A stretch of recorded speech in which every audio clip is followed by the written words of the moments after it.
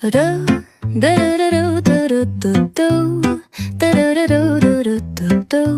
thank you for joining us. Hi, everybody. Hey. Howdy. How are you?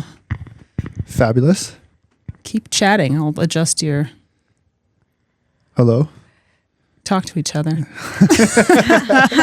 When we met before, you had a newish baby? Yes, very good memory. Girl, yes. So she is now 2.5. Oh, wow. Yeah, time is just... Wow. And you're still in Pembroke? I am. Yep. We're there for the long haul for right now, at least. Nice. Until we have to upsize. Which is actually going to be coming faster than I like it would. Like in the next couple months? Like in the next year and a half. Ooh. Nice. Yeah, so... it's do we need to chat? We might have to. Do you want to stay in Pembroke or are you looking around? It's going to be Marshfield or Pembroke. Okay. Yep. So the two, not a whole lot to bet. So we have her mom is in Pembroke. So we want to be close proximity to mom. But then the two oldest kids go to Daniel Webster in Marshfield, and we don't really want to take them out of school. So we have two options with us. Oh. Yep. And you would be selling? I don't know how I want to play that yet. It's going to depend on how expensive the house I'm looking at and whether what the rental market is and how much I think I can get for the home. And where, being self-employed, they have to take an average of my employment. So how many good years and how many bad years I've stacked at that point. Yeah. Right. But ideally you would want to keep Ideally, I would love to keep the house. I'm just, and Victoria could probably speak on this more than me, but I think real estate is an excellent investment. What if you can hold on to a home with how much homes appreciate, especially in our area? I just think it's one of the best things that you can do for yourself in the long term. I mean, if you are somebody who's comfortable knowing that somebody else is in your house and you're not going to be worried about a water heater exploding and you have the capabilities to go over and fix things and you could be a landlord, then 100%. If you're somebody who can't be a landlord emotionally or can't do that job, maybe it isn't right for you unless you do it out and you plan so that you have a real a company that takes care of all that stuff for you. Like a property management company. Yeah, but I agree.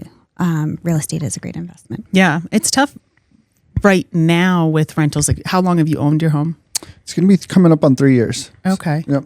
Okay, so when you purchased, was your interest rate still like when it was really low? No, we got it high. I think we're sitting on at 6% right now.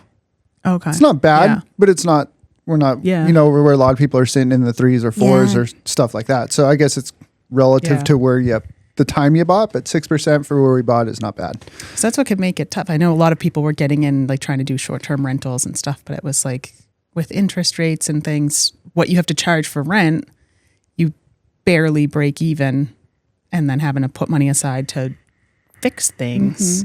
Truth. So that gets a little bit tricky.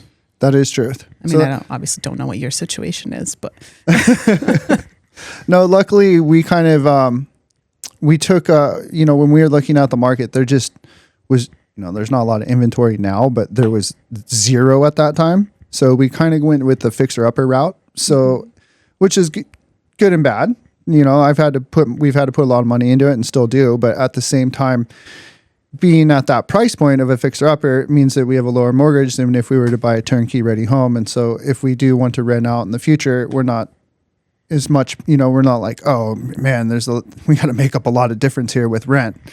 So it gives a little flexibility, but I agree with what Victoria said. You got to, release all feelings in the home and be like, okay, it's going to get trashed. And it's funny you brought that up because we literally just had that conversation over the weekend. I'm like, we're talking about, what's our outlook in 1 to 2 years, and hey, the kids are growing up fast and we should rent this out. And she's like, oh, I don't know. We got to fix this and this. I'm like, no.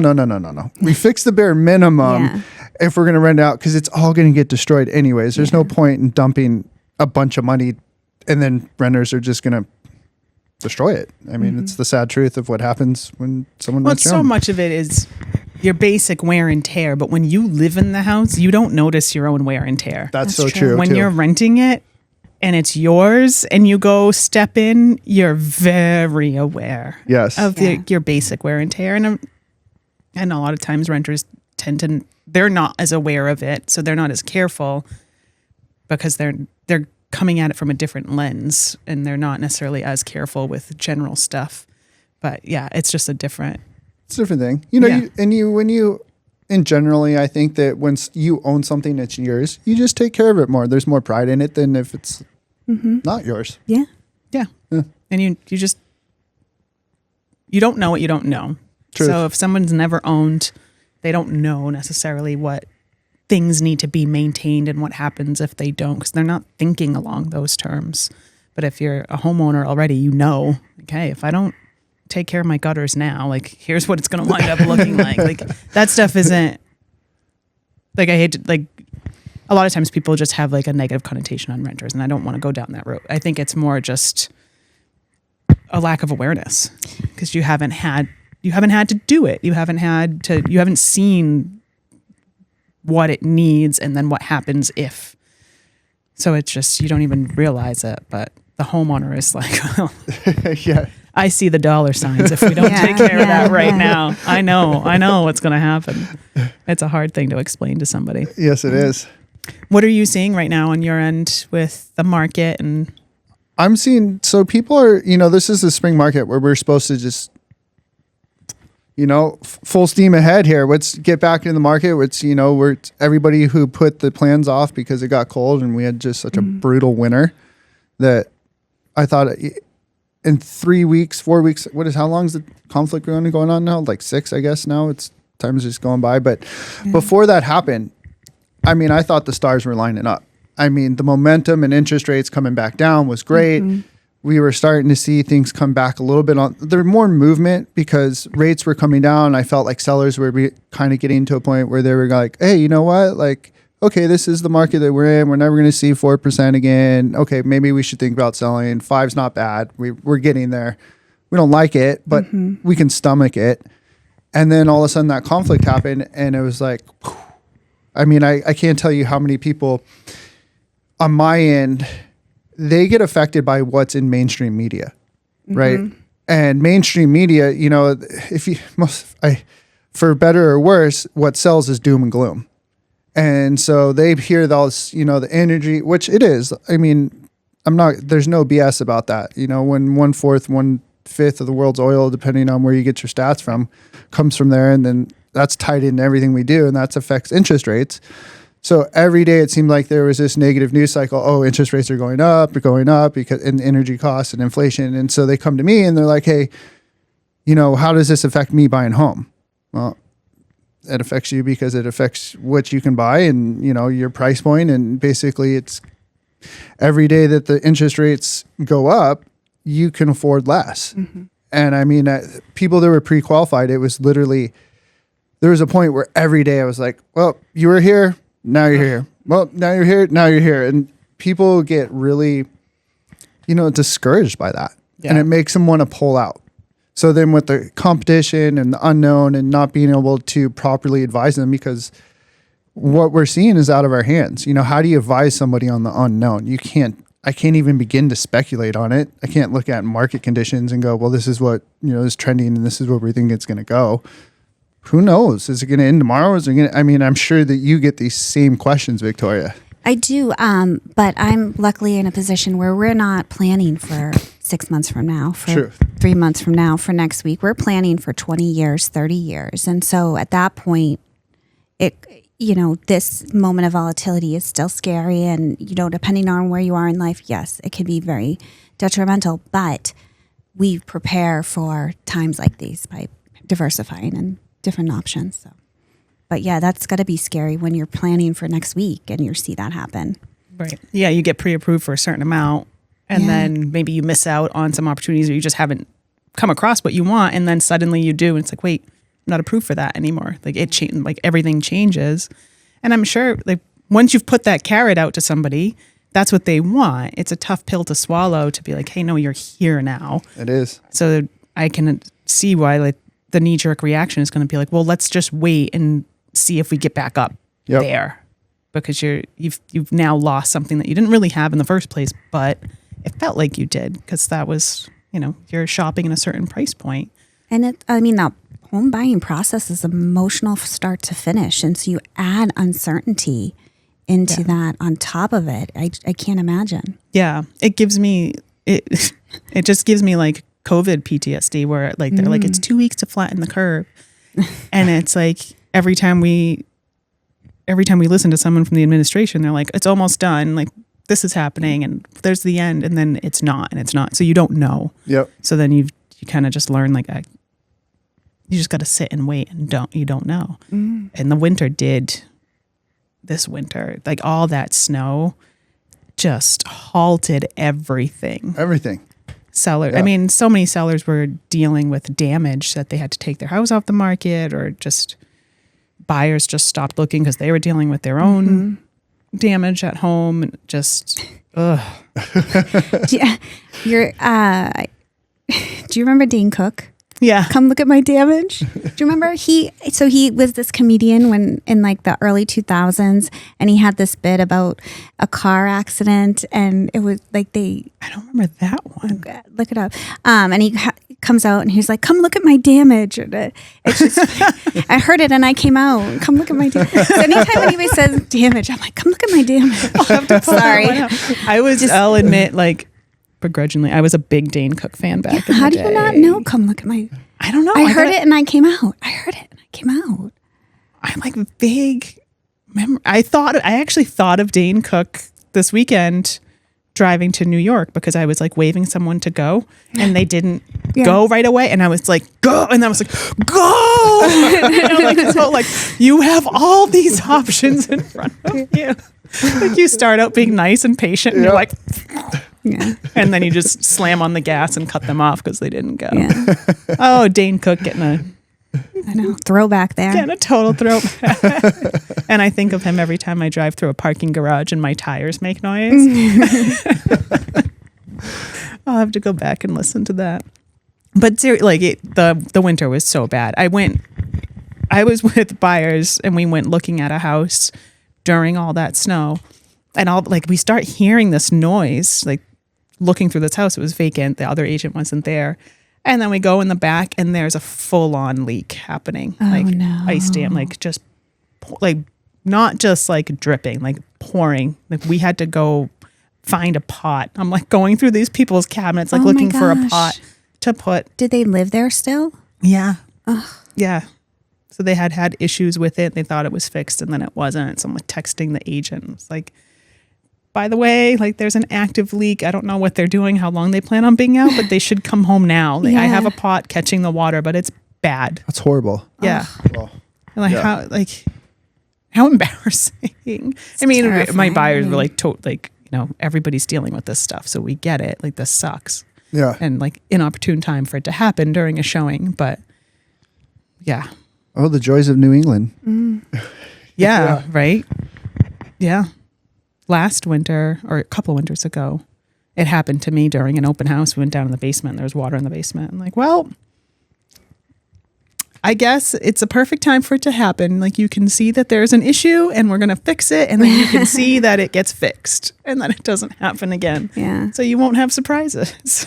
That's crazy though. Hey, take lemons and make lemonade, right? Yeah, exactly. Get that. So under normal conditions, because I get this question a lot now, and I just say, hey, I honestly don't know what tomorrow's going to bring. But under normal conditions, on the real estate side, do you think it's better for buyers to jump in at the beginning of spring market or to wait for fall market? As far as like competition and inventory and taking those two things into account? The best time is when you're ready, right? Like, if you want to try to get the better deal, the fall market's a little bit more likely for that. Things sit, but you're also not. People aren't putting their house on the market, so you're potentially settling for something that you didn't really want because that's not when the most inventory is out there. So if you're in a position where you can be a little more picky, like just go when you're ready to go. Like, when things check the boxes, look for it. There's no like, ideal. Every season has its pros and cons, whether you're buying or selling. So I never really push people to wait if you're ready to sell now. Like, let's get on the market now and get the biggest buyer pool. If you're looking to buy, like, you're going to have the most options now and probably be less frustrated. It might be a little bit more competitive with putting offers in, but at least you have a lot to choose from versus waiting and you have a lot less to choose from. And maybe you feel like you're settling or it's more frustrating because you're not finding what you want. That's pretty much how I answer it every time. If you're ready, now's the time to buy. Yeah. You can never time a market. You Ever. don't know. Never. You don't know what's going to be coming on. It's the one thing that I know for 100%. I'm like, look, I can't tell you anything with 100% other than it's impossible to time a market. No one can time a market. Yeah. Yep. So from your side, now you're looking at, you just said like the 20, 30 years down the line, and how do you protect things? What do you tell people that are coming in saying, we want to buy at some point, not necessarily like now? How do you help structure that? So I think first we understand when. And taking into account something like this whole conflict in the Middle East, right? So, if they want to buy within the next 6 months and they need cash, maybe we turn it to cash now. I'm not a big fan of sitting on cash. I don't think it's necessary. However, you don't want to hit it on a day that the market's down and you need me to turn it into cash that day. So we'll turn it into cash and we'll have it, even in a good market, we might turn it into cash and have it ready to go so that you can deploy it when you're ready to make that decision. So we talk about that. And then we also talk a lot about, all right, really, what can you afford? And say you find a house that's $100,000 over what you wanted to really pay. How is that going to change your other goals too, going forward? Maybe you can't put enough of as much away for retirement. What does that look like?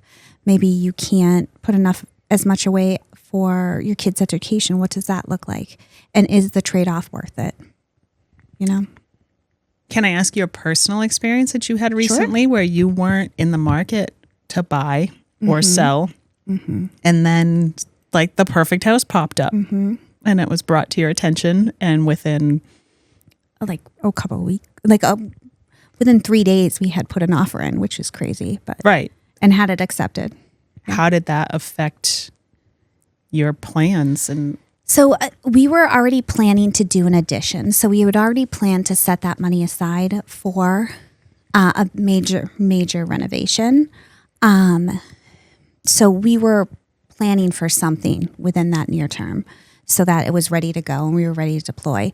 It has not affected our long-term plans because, again, instead of just doing that addition, we bought a bigger house. And it actually is better for us because we're not putting out for the addition. There's not that cash outlay that we would have had to do. It did have to go to our down payment, but when we work our numbers, it worked out better for us in the long run. That was if you don't mind sharing, what happened. So my husband and I, this is a good example of people that are always so frozen of I have to do all these things. I'm not ready. Yeah, it's a great example of that. Thank you. So we had planned to put on an addition, a very major addition. So we were going through the financing process. We had all the plans drawn up. We were ready to start digging out that addition. And just so happened a house right down the street from my house, set way back in the woods. I've never seen this house, popped up on one of my friends' reels or something. I don't know, on Instagram. I don't know what it was. And she sent it to me and she goes, "Hey, this is your neighborhood. I'll be in your neighborhood." And I was like, "I don't know that house." I'm like, "I walk around this whole neighborhood. I've grown up in this town. I do not know that house." And she's like, "No, it's set back in the woods." We went and looked at that house the next day. So that was a Friday. We were going to Connecticut for a basketball tournament. And I was like, "Oh, let's just look at it before we head down there." So we looked at it, fell in love. They were having a couple open houses. Sunday we came back. We looked at it again. We put an offer and it was accepted the next day. So now we have 2 houses. We had not planned to sell our house. We had not done anything to our house. But because we were prepared to do that addition, we were able to finance the house. We were able to carry it we just happened to be blessed enough to carry the houses for a couple of months. And then we were able to really set up our house to what we wanted it to be. So kind of even planning, you say jump in when you can, but maybe you don't know exactly what it is. But you know that you need a bigger house. We were talking, I don't know if we hit record, but you had talked about you need a bigger house. Yep. Making sure that you have somebody that you can reach out to say, hey, can you just keep me, let's keep my pre-approval kind of like in the back burner. And so that when I'm ready to go, you can jump. And you can jump quick and you can make those decisions because you'll know when it's right, I think. Yeah. Well, yeah. And you had like your team that you work with matters so much, right? Yeah. So you had that team in place. And that's something I always tell people if you're thinking about, if you know that at some point you want to buy or sell, yeah, like start the conversations right away, even if you're thinking 2 years down the line, right? Like you're thinking that you guys are going to be ready to make a move in a year or two. Like these are conversations. You're already a lender, but like if you you start making those plans and having those conversations and making sure that your team that you'd be working with is in the loop a year in advance, 2 years in advance. So everyone can have their eyes open. Your financial planner can say like, okay, hey, if this is your plan a year or two from now, here's like, let's shift these things around a little bit. Yeah, 100%. If you got to pay down some debt so you can have a bigger house, work with your lender on that so that they're prepared to kind of help you along. Because I think there's a lot of tools that lenders often have in terms of credit ratings that they can kind of nudge you and say, hey, check this out, look at this, because you see it all the time and you know what gets approved and what doesn't get approved and where things might lie. Work with your real estate agent well in advance so that if you make that jump, you know all the steps you need to take. And it's not so scary. Yeah.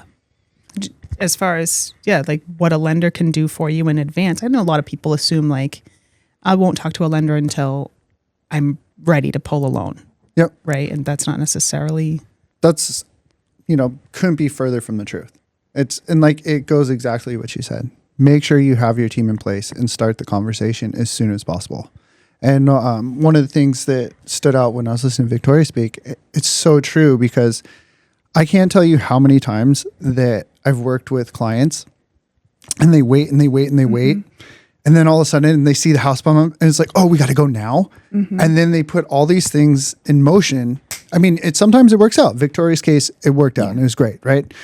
But I can't tell you how many times where it doesn't. And just one of the things that just immediately she touched on, I'm like, oh my gosh, I see that all the time, is when they have a lot of money making money for them, right? And they're, whatever it is, their brokerage accounts, and all of a sudden they have to move money quick and they have to convert it into cash and they have to do it in a really bad day that was it was very costly for them. But you know what? You waited and now you have to do this and you hit some costs or you lost some money. You left some money out on the board because you did not have this conversation ahead of time with your team. Yeah. And I see that happen so much. And it's great because if they would have that conversation, the whole point of having that is you want to avoid costs and capture gains. And Victoria can do that for you, but you can't do it unless you start the conversation. Yeah. And two, another layer to that is the tax implications of moving money sometimes. If we know well in advance, we can look for opportunities to mitigate that tax liability when we're doing trades, making sure we're doing some tax loss harvesting across the board so that the cash is available. On a down day, it's awful to sell out. That's not great, but it's hard on an up day too when you're getting that capital gains tax the next year or, and for some people that could change their lifestyle greatly if they had to sell out on a high day with a huge capital gains. That could affect Medicare if they're in that range. It could affect a lot of different things. So it's super important to have those conversations and start planning. And even if you never move, maybe you never move, but you've had that conversation and you're ready to go, we can then redeploy it. I don't encourage sitting in cash, but things happen for a reason and there are different opportunities too. Truth. And then just from my side, it's, just to have that, to know where you sit, and it comes for so many different directions. It's, are you looking in the right price point? Mm-hmm. Are you speculating on what your monthly cost is because you're using some online calculator and you think that like this is what it is, but actually when you see the numbers, you're like, oh, that was way more than we intended or want to pay. I can't tell you how many times I see that happen as well. And or the flip side of it is just a lot of people think that they're not ready, and they're actually, it's like, no, you're in a very good spot and you could buy right now. And if you buy right now, you're going to capture, maybe we're sitting in a good market or a good interest rate period, and they can capture that rather than having to wait because they didn't talk to anyone and had no idea. And then because they wait, then they lost that great interest rate, or, unfortunately, home costs are always going up, right? Taxes are going up, homeowners insurance is going up, and property values, most oftentimes they go up. So if you sit, really, it always costs you more. In reality, the big thing that I see people seeing with they're not ready is because there's that misconception of they need to have X amount of cash to put down. Yes. So it's always, well, I'm not ready. I don't have enough saved up. I'm not ready. I need to pay off this debt first. So they don't do anything. And unfortunately, I see it a lot with people that rent, and they think that they're safe because they're renting, but then all of a sudden they're like, oh, my landlord wants to sell. I need to get out now. And they're not prepared, but maybe you can speak to how that works with it. You don't necessarily need cash to put down. You don't necessarily need to have paid off all your debt, because that can be taken care of other ways as well. Yep. There's down payment assistance, things like that. There are, that whole misconception of we need 20%. Well, you don't need 20%. And a lot of buyers come to the table with no money. Now, I wouldn't recommend that. I always say have a little skin in the game, so to speak, but it is possible to craft, to get it to go. We can craft this and make it so if you don't have down payment money, there are ways to get around that for sure. I mean, there's plenty of down payment assistance program. There's the repayable, there's the grant. Just the biggest thing that I always tell people to keep in mind when you're exploring those options is that we live in a world where there's no such thing as free money. And I don't care what they're selling it, how they're pointing it out, like making it out to you to believe that even a grant where that says, hey, we're going to give you this money and you don't need to repay it as long as you hold this and you don't miss a payment for a certain amount of time. But what people fail to point out to them is that you're going to take a higher interest rate on that. If you're taking a grant program and they're giving you money, I guarantee you that the interest rate that you are going to receive on that is going to be much higher than if you were not using that program. Because they're not giving you money. They're loaning you money, and they're going to recoup it in the form of interest. So people don't really necessarily put those two things together when they think of that. And then also with most of those programs, they have a prepayment penalty. They don't want you refinancing out of the program in 6 months because the secondary investor in the market loses their money. So they're going to say, well, in order for us to make our money back, we need to hold you in this loan for an extended period of time. Well, that can be very, very costly when you're sitting at an 8% interest rate for, you took the grant, you got the money, but at 8% over 3 to 5 years, that can become very costly. And it's a cost that I don't think a lot of, also not to, bag on people, but I've worked in many different spots. And I think that's one of the things that when people get into down payment assistance programs, they need to be making sure that they're asking those questions. Because I've seen a lot of loan officers where they're just like, oh, hey, we got, you need 3.5%. Here's your 3.5%. Oh, you don't want to pay back? Cool. Here we go. And it's kind of like the fast wheel and deal. And they don't kind of spend the time to break it down and go, here's what you're looking at your 3-year and 5-year mark. Yeah, you got in, but are you prepared over the long run here of what this is going to bring you? And I think when you ask those questions, it just puts you in a better position to succeed, right? The last thing that we want as loan officers is we should never be putting someone in a mortgage where they're drowning in it. Mm-hmm. That's not us doing our job. That's us doing a bad job and going from sale to sale. So I think if you're a buyer, ask those questions. How does this implicate me in the short run? How does this implicate me in the long run? What is the cost over time? Those are the big questions that I think people should ask when they're using down payment assistance programs. And another reason to talk to your team in advance. You know, if you don't have the cash and you get into the market now means down payment assistance, what happens if you don't do that and you wait 3 years and you save money for a down payment? Well, now we have to also take into account appreciation and like, well, what are we paid rent that whole time too. Yeah, you're paying rent anyway, so this money is essentially just thrown away. And then what are housing prices going to be at that point? So if you're able to save $20,000 over 3 years, well, what is that down payment going to give you in 3 years versus what it would give you today? Maybe it's worth the cost of a grant or something like that with the down payment assistance program of, hey, if you go to save the next 3 years, what you can actually save versus what housing prices are actually going to be, likely you're still going to be in the same boat. So you might be better off biting the bullet, taking the 8% now and having those costs. But you have to have those conversations in advance, not when you've fallen in love with the house and you're ready to, and it is hard. Like you fall in love with the place, you put an offer in, oftentimes like you've already moved in your mind. Like you're already like, oh, is my couch going to fit here? And what would I do with this? Before you even find out if your offer is accepted. And then you get that phone call that says like, oh, it's between you and one other offer. Is there anything else you can do? Is there anything you can change in your offer to make it stronger? And buyers get like, what can I do? What can I do? What can I do? And that's when that fast pace, like, well, we could do this, we could make this happen if you pull a little bit from here. And then in the end, you just get in that, like, the competitive, I just need to win it. I just need to get it. And then I'll figure it out. And then you get it. And then you realize, like, crap, I did not know about that. Or when you're like, well, you need to bring X amount to closing. And they're like, whoa. Yep. But I think that goes back to your tip about working with professionals early on in the process, because then you have that time to set your boundaries, to say, this is what I'm looking for. This is how much I'm going to pay.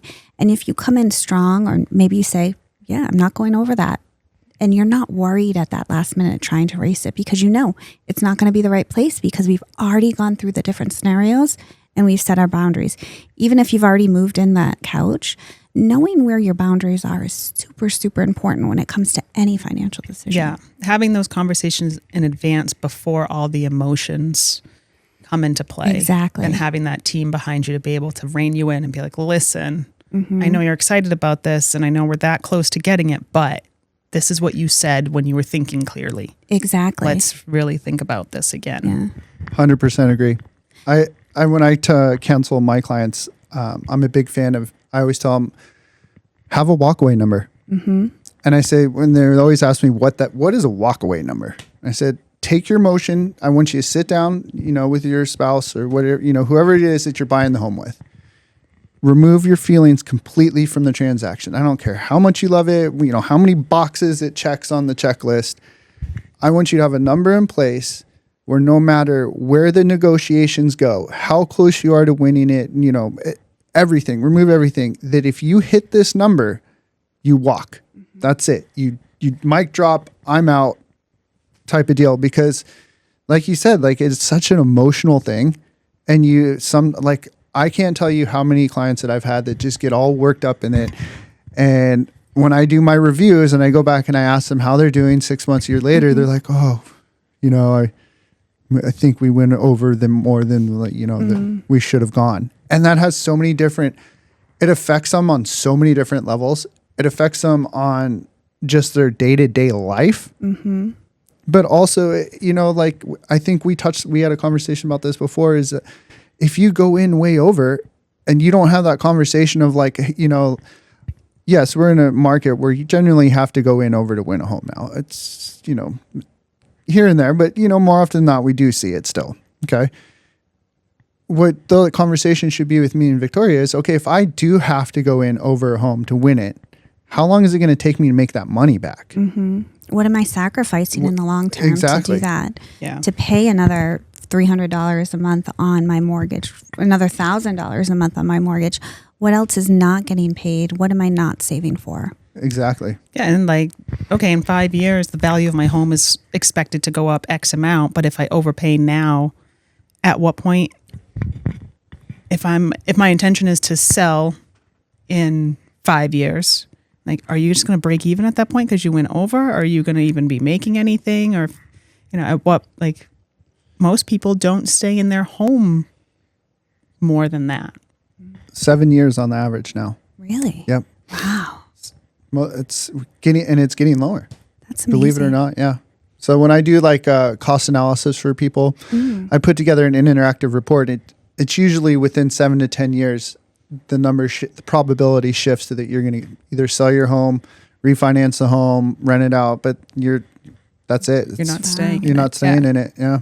Yeah. So you have to think about that. Yep. If you're going over asking because you just love this house, in the moment when you're in a bidding war too, it like sometimes it doesn't feel like it's that much, right? Like they come back like, can you go up 5,000? Yeah, I can do that. And then like they come back again, oh, another 5. Like you like creep up and like, what's another 5? What's another 5? And yeah, and then before you know it, it's a good amount of money. Significant, right? And then it's like, okay, well, my intention is, even if your intention isn't, like things happen in 7 years, you have to move. Like, we're not actually making anything because the market shifted a little bit. We overpaid the first time. And we're seeing a lot of that now with people that bought over COVID when things were like crazy. Crazy.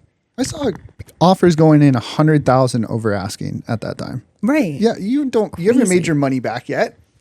Sorry. Right. And now interest rates are so much higher on top of it, right? So when you bought over COVID, way over asking with a low interest rate, and now you have to go into something with a higher interest rate, you're lucky. Like you're making lateral moves. Lateral moves, which, is clogging. And that's personally, I feel is a lot of what's clogging the market right now. No one wants to go. If you look at the wheel, we get to over here and it's like downsize, sell, relocate, whatever it is. Everyone's like, well, I don't want to do that. Yeah. I'm sitting on 2 to 3%. I'll just do a home equity line of credit, or I'll pull some money out of my savings and we'll redo the bathroom and sit on our 2-3% rather than go find a new place. Especially people that have to downsize. So like, I'll just not use half my house, whatever. Yeah, whatever. Yeah. I mean, like, think of people in our parents' generation who are like, I've got this 4-bedroom house. It's a perfect family house in a perfect neighborhood. It's great, but why would I spend that amount of money for an over 55 and then have to pay fees on top of it? I just stay here. Yeah. Wind up with more monthly fees than you have now for something smaller. Exactly. Yeah, and that's why this area is like, I mean, we're seeing it, the trend across the country is like things are definitely slowing down and like housing prices are coming down. So it's tough for sellers. Like they're not making their money back. We're not seeing it as much here because inventory is so low. So we live in this weird bubble. It is a bubble. But it's still happening. It's just at a much different rate than the rest of the country. But we still have to look at the rest of the country and look at that. It's like, okay, that is the trend. That's going to happen here. So we have to be careful with it. I don't know when that time will be, but I agree with you. It's just, there's no place to build here. The growth in Massachusetts is minimal. Well, for this particular area, there's just no places to build. We forget that there's like a whole other 3/4 of the state. I mean, if you stay close to the coast, I should say. Let me change that. If you're on the coastline, that's just there's limited access to land and where we can go and build, and it creates a basic supply and demand problem that we've. But it's also one of the states that has the highest ratio of people moving out. That's true.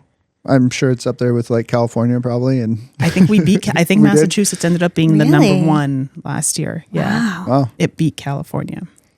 Okay, well, it was, people were leaving in droves.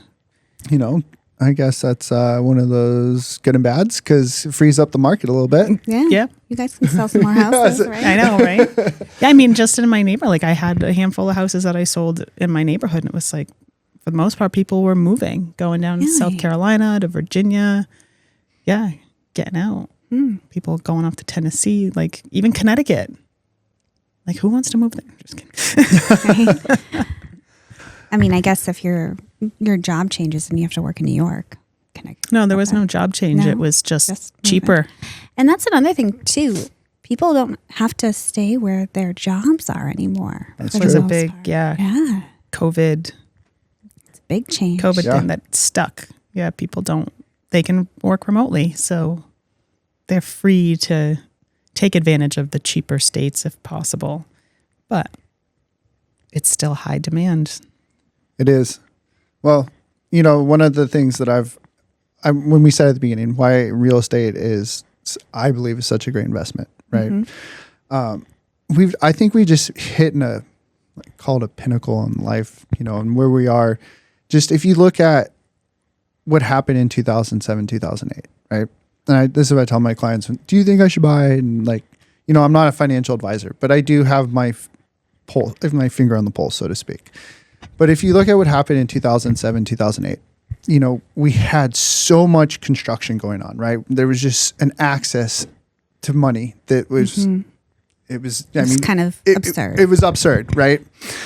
And all of a sudden, out of that crash, new construction just came to a halt. I mean, new construction, if you look at a chart before that, it was kind of like this, just a little above flat. It was, kind of, it's behind population growth, but enough that we can kind of manage it, I guess, so to speak, as if we're coming with the word. But after 2007, 2008, that just came to a halt. We've never really picked up that construction since then, new construction. But population growth continues to grow exponentially, right? So if you put those two graphs together, and I don't have the arms, but if you were to look at it, right, your population growth is still going like this, but now the growth of new homes is more kind of flat, and we have this widening gap still. That goes back to when I go, and now creates our basic supply and demand problem. We have all these people that need a home and are continue to need a home, but we don't have the homes to provide them the access to home ownership. So if we look at that as an issue that is not going to be corrected in the near term, we would have to hit some serious construction growth to keep up to where we are now and where we've lagged behind. Then essentially my theory is that because of that supply and demand, we just don't have enough supply to keep up with demand. The housing is always going to be a great investment because there's always going to be a demand for it, no matter where you go. Yeah, and think of the aging population to add on top of that. Those 2 points are perfect, and then you add another variable, the fact that people aren't leaving their houses anymore. They're living a lot longer. They're able to stay active a lot longer, so you don't have that house turnover that you had, with that older generation anymore. That's true. That's something I just don't even think about. Yeah. Yep. So if someone's trying to get into the market as their lender, what would you give them for tips as far as helping them to put together a strong offer that, where the number isn't always, it's not the only thing. Yeah. So unfortunately there's a stigma out there. And I'm gonna default part of this. I'm gonna answer it, and then I'm gonna flip that question to you two on your side, if you don't mind. But I might.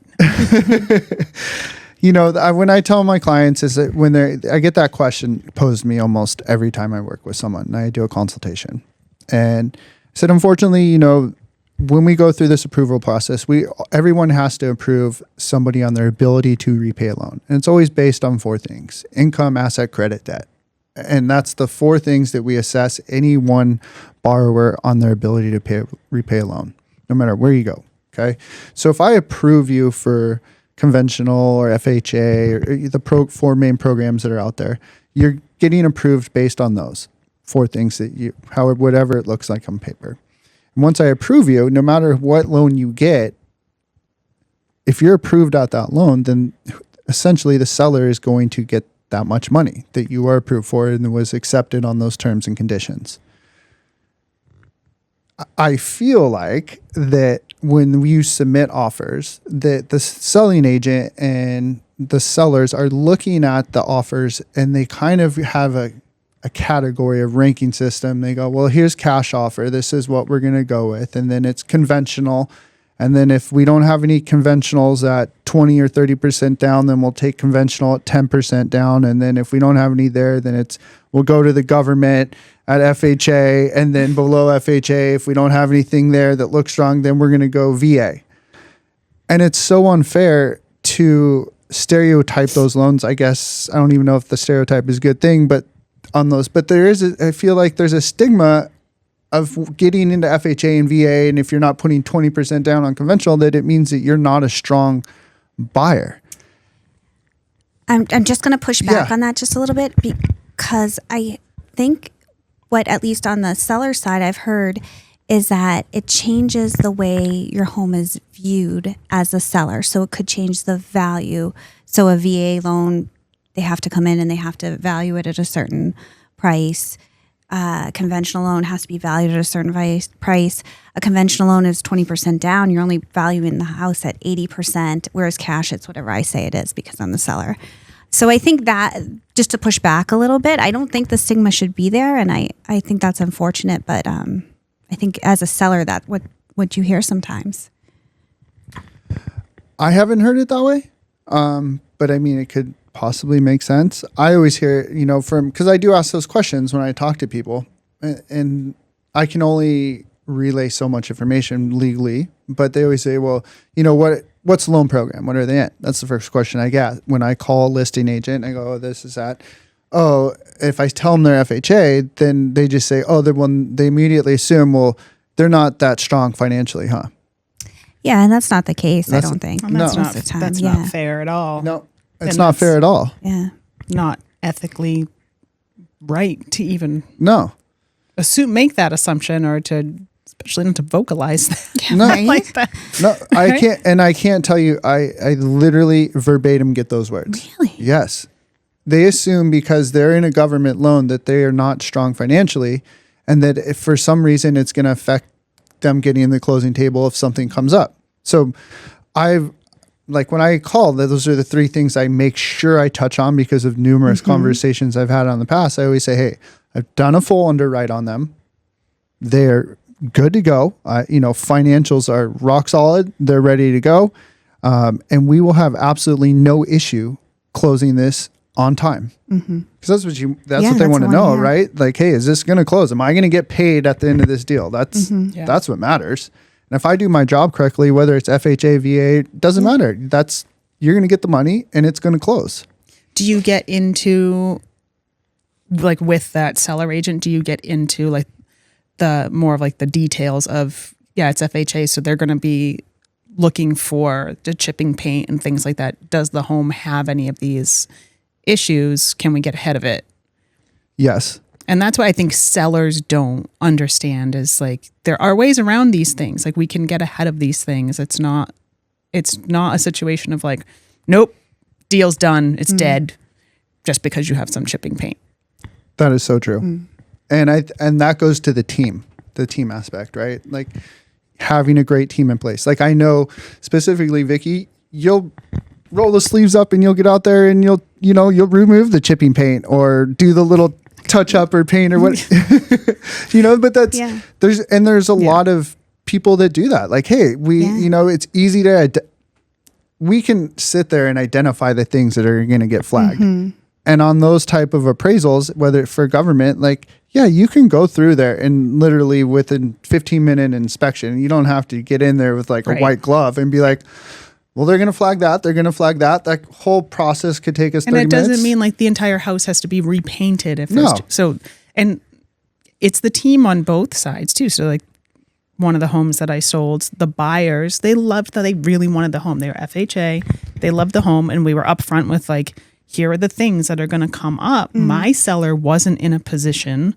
to be able to financially take care of all these things. But there were certain things, if there are certain things that, a buyer's going to want and the seller can't handle it financially up front, like you make an agreement to do it with the proceeds at closing. You can't do that in this situation with certain things with FHA. Their buyer agent was incredible. Don Borgioni, I think. Sorry, Don, I probably didn't pronounce that right. But the two of us, she's like, I will come meet you on this day. Does this time work for you? We'll get some paint and we'll just like we touched up the places that were chipping so that that paint would no longer be chipping. Like we didn't repaint the whole house.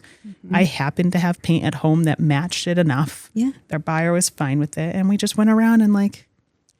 And that's the difference working with professionals in both of your industries as opposed to somebody who does it on the side. You know, full-time realtors, full-time loan experts can guide you through those misconceptions so that it doesn't become an issue further on down the road. And why it matters when your agent can get along with other agents, people. right? Because I have come across agents that like their mentality is almost like the person on the other side is the enemy. And it's like everything is like, nope, this is what we're doing. And like, you're just trying to like screw us over. So like, there's just like an edge the whole time versus like, no, we're all on the same page. Like my seller needs to sell. This is what we need for it. Your buyer loves it. We want this all to work for everyone. It should be a good, happy experience. Let's discuss the things that could come up and how do we work around it. And if everyone, buyer and seller, are on board and it works, like let's get this done. Let's do it. I think that's great. So we were painting. My It worked out. pet peeve of the industry right there. Just nailed it. Yeah. That is my pet peeve.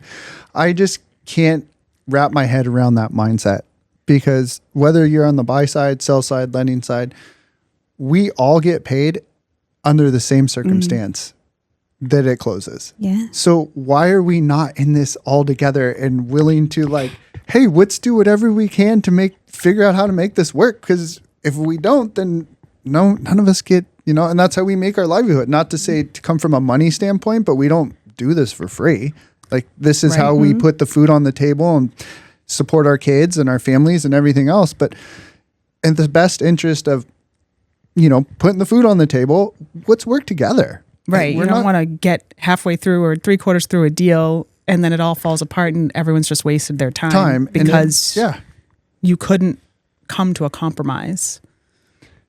And that's what the buyer and the seller are depending on their agent to be able to do. Of like, hey, you're the one who sees this on a day-to-day and sees all different scenarios, like help come to a solution and provide like, here are the options of solutions. Are you comfortable with any of these? If you're not, fine, like we can walk away. I'm not going to feel like I wasted my time if in the end it's what's best for you and that's what you want. But if the deal fell apart because we weren't like someone wasn't even willing to have a conversation. And I've come across that with a seller agent who is just like, my seller's not going to go for that, period. And I'm like, okay, like waiting for the but.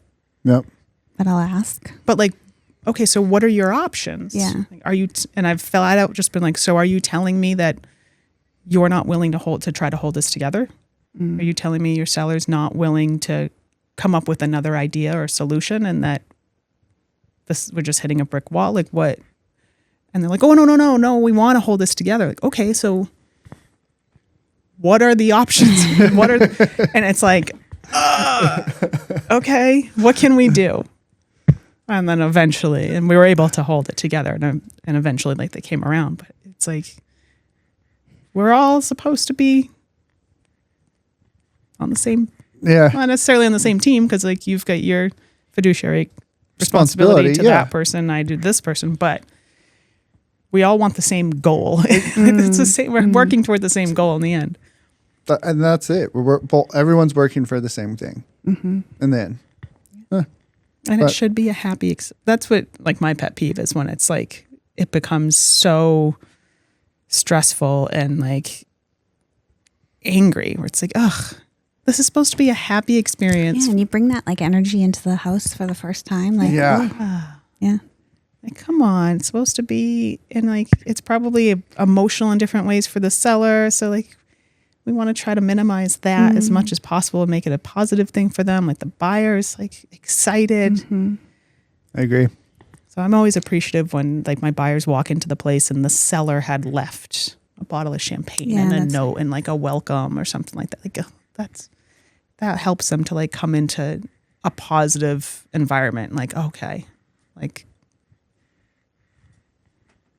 it makes a difference. I 100% agree. No, I 100%. Don't see it very often, but 100% agree. Oh, really? It doesn't happen very often? No. No. I did. Yeah. We left like juice boxes and Oh, champagne. really? Well, we had like little kids. Yeah. We wrote like a note. And, yeah. And then it was given to us too when we moved into our house. Yeah. My sellers have always like left. I had one seller who was like, well, if they're going to be moving and like they probably don't, like, they're not going to have all their dishes out. So I'm going to leave them like this stack of like Solo cups and I did that plates and too. things like Yeah. that. And like, and she left a note and she was like, you know, when you do the final walkthrough, please like tell them, because if they don't want it, like we'll take it out. Yeah. I don't want to leave them stuff they don't want. Yep. Like left them a box of trash bags, like Yeah, all the like- things that you need in the midst of it. But then you're like, crap, it's in a box somewhere Yeah. and I don't know what box. Like Truth. left some dish soap out, like a roll of paper towels, like be comfortable. And they were so appreciative of that. They weren't even my buyers, but they were like, oh my God, this is great. And then I wind up staying in touch with those people too, because you have that relationship. Hand soap in the bathroom. That's huge. That's huge. Crucial. Yes. Toilet paper. Oh, toilet paper in the bathroom. Again, huge. Yeah. And you're like, You just got there and you're like, oh, I don't even know where anything is. right. Yeah. You're like ripping open boxes, Yeah. trying to find stuff. But I think like the plates and like paper towels, like that's big. That was really like you're in the midst of moving, you just have to order like a quick pizza or something. Like at least I have stuff. Mm-hmm. I can Bringing back the memories. I mean, and I guess the moral of the story is have a solid team and talk to your team in advance. Yep. And make sure you talk to all of them. Yeah. You know, like sometimes going back to like when people they forget to speak to the financial advisor or like, hey, this is my turn. Things may be changing. Like initially you have that conversation, but make sure you keep the lines of communication open all the way through. Yeah. And don't forget, like if you talk with me and we shift our goals, make sure to talk to your financial advisor and everybody else and let them know that the goals have shifted. Yeah. And make sure everybody on your team is willing to collaborate. I mean, I can't give you information about clients that we might share, but we can certainly, if a question arises, we can speak hypothetically about different situations and just having that communication. Yeah. And put each other in contact. Yep. Because it's best, like if you know each other, you know how the other person works, what they need in advance, you can jump ahead of things. Like we had a conversation with an estate attorney that you refer to, and just being able to have that communication of knowing like, okay, my client's changing this. I know so-and-so is going to need to know this. Yep. And either I've been given permission to share it, or I can guide the client to reach out, to go reach out and explain to them the implication if they don't, why it's important that they do. And like with lenders, when my do what your buyers financial advisor says. I always do what my financial advisor. If I don't do what my financial advisor says, I just ghost her. No, it's fine. I know where you live. I just hide. It's out of shame that I hide. It's out of shame. You're not alone. But even, when having, especially like making sure your agent has that relationship with the lender, because a buyer's situation might change and they don't necessarily always understand how their lending will change. Truth. So like I had a buyer who was going back and forth between looking at a small home or a condo, and didn't realize, she thought like I'm pre-approved for X because when she went to you, it was for a house. So you gave her, here's your pre-approval for a house in this range. And in her mind, that number didn't change when she's looking at a condo. Yep. And it's like, well, wait a minute. You can't just suddenly, like, you're not going to be pre-approved at the same amount for a condo because now you have condo fees and different things you have to take into account. And a lot of times buyers don't think about that. yeah. So it makes a difference. And then, can you even get a mortgage on it, but based on the insurance, different types of insurance on it, the master insurance, things like that. So you have to make sure. Yeah, it changes how your plan of attack and what you can get qualified for. Yeah. That's a big one, that HOA fee. Oof. Yeah.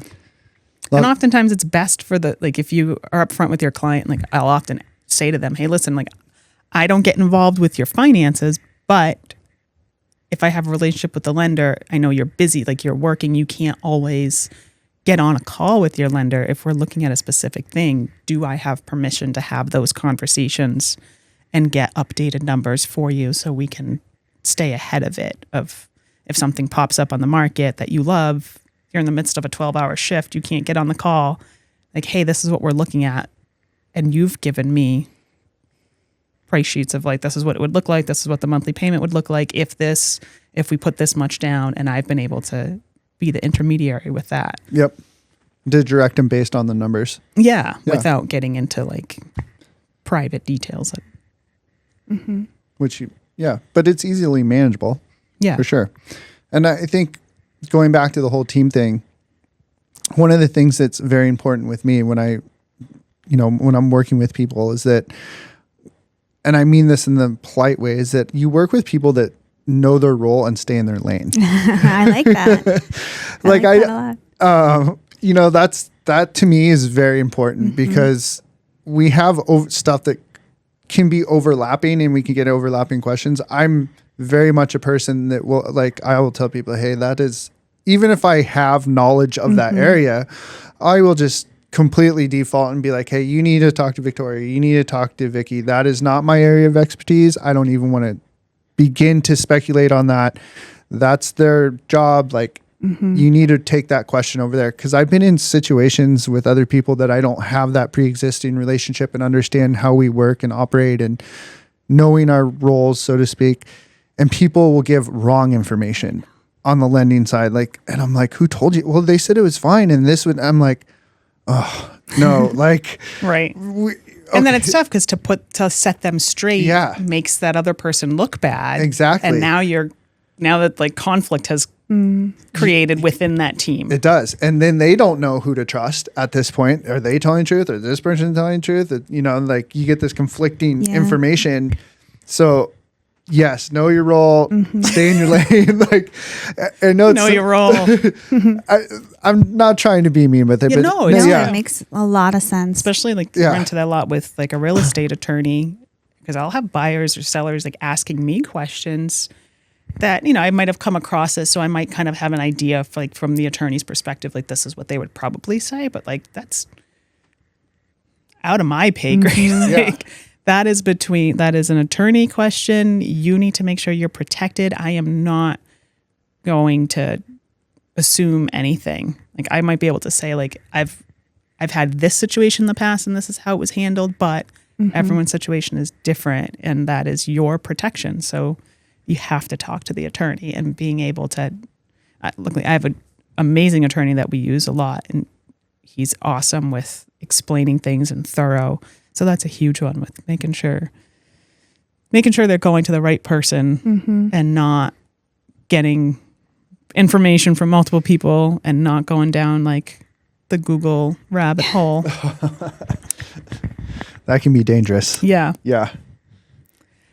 What would be, I guess, your words of wisdom for buyers looking to get in the market or knowing that they want to get in the market at some point? Like, start to plan and put that in your plan and start to think about it.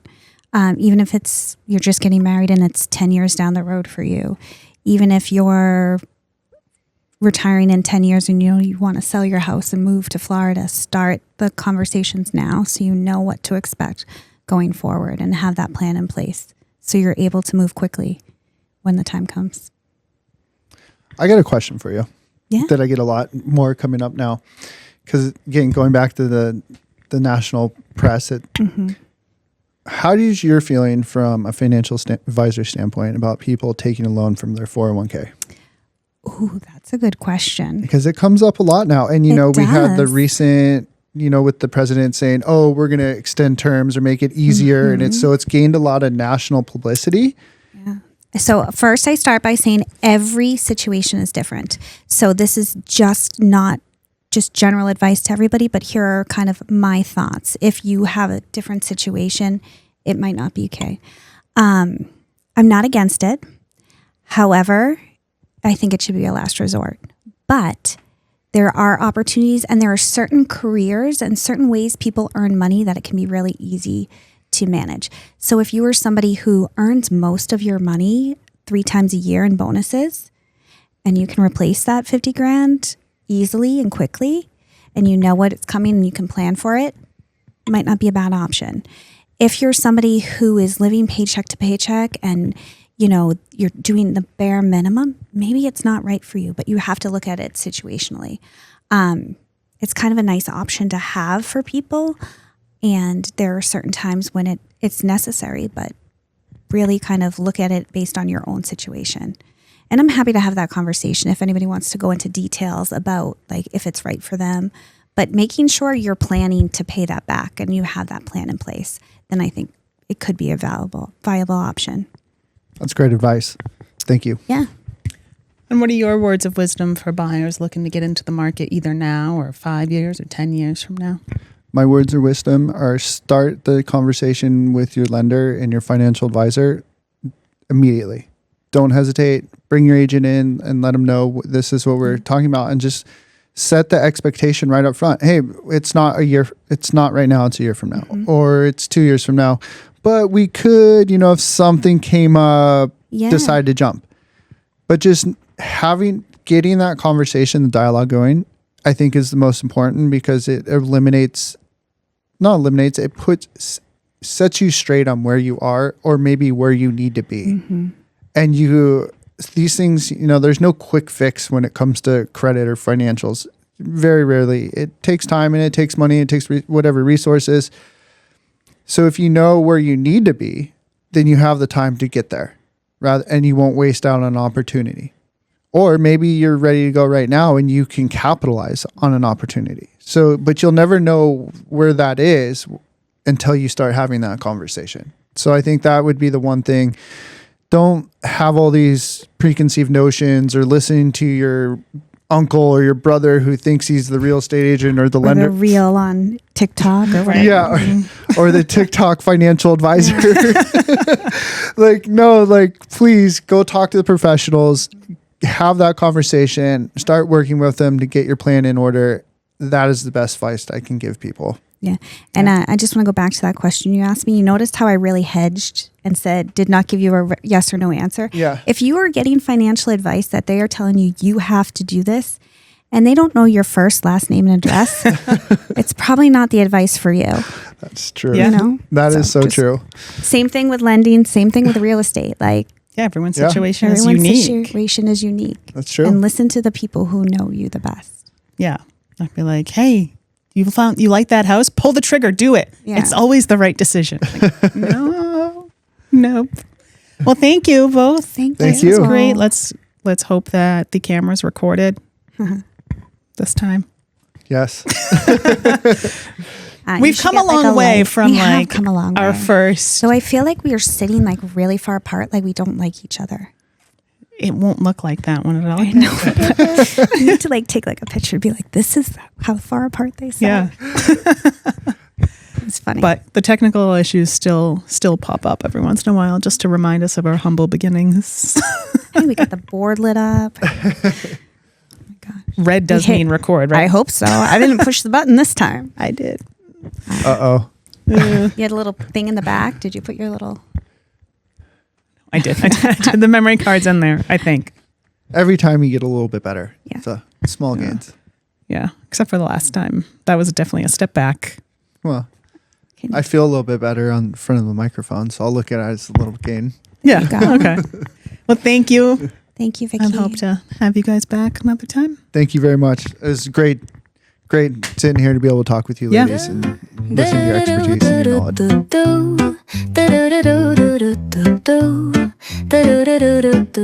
knowledge.